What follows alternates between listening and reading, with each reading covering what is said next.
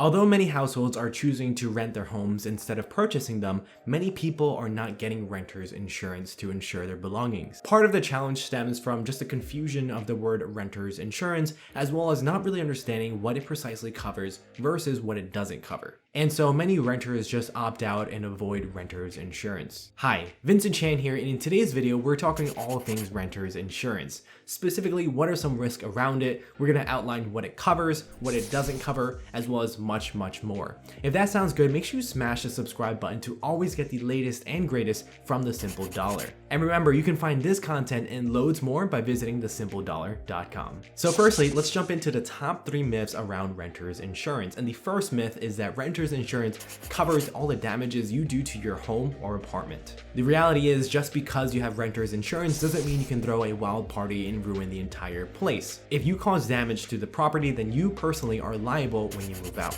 The second myth is that everything will be covered without any limits. The reality is while renter's insurance does cover your property and expenses when it comes to theft or other natural disasters, it only covers up a certain amount per category. For example, if you own a ton of really expensive jewelry, then your renter's insurance might actually cap your payout to be lower than the actual value of that jewelry. If that is the case, then you might need to purchase additional insurance in order to cover that additional value. The third myth is that renter's insurance covers damages to the building caused by natural disasters. In reality, it is your landlord's insurance that will cover these natural disasters that causes damages to the building, so you don't have to worry about that when you're choosing a policy. So you're probably asking yourself now, what exactly does renter's insurance cover then? Firstly, at the most basic level, renter's insurance covers your personal property from unexpected events such as theft, vandalism, or fire. When you purchase renter's insurance, you should do a home inventory in order to tally every item that you own, as well as how much the value is per item. Secondly, in addition to renter's insurance covering accidental damages done to your personal property,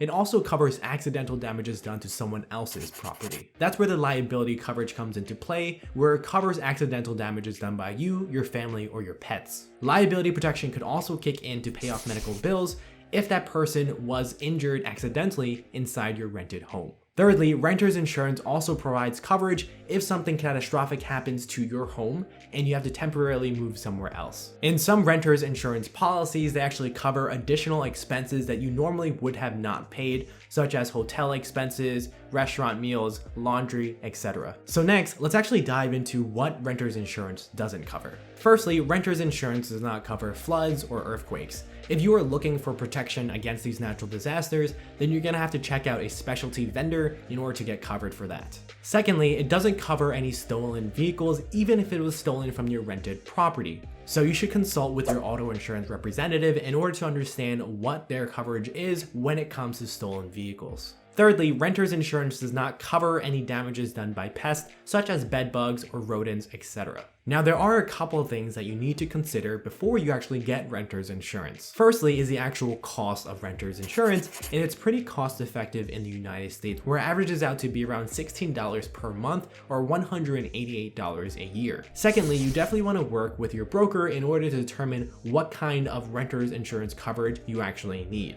This is where the home inventory that we discussed earlier comes in handy, because there you can understand what is the monetary value of the items you have and then determine what kind of coverage you actually need. If you're renting a home or an apartment, it's probably a pretty good idea in order to get renter's insurance. Not only does it protect your personal belongings, it also provides financial coverage if someone else is injured within your home or if damage was accidentally done to someone else's personal property. As always, thank you so much for watching. If you have any questions about renter's insurance, feel free to leave a comment down below and we'll get back to you as quickly as possible. And remember, if you enjoyed this video, remember to smash that like button, as well as smash the subscribe button and ring the notification bell in order to get the latest and greatest from The Simple Dollar. And remember, you can find more content like this by visiting thesimpledollar.com.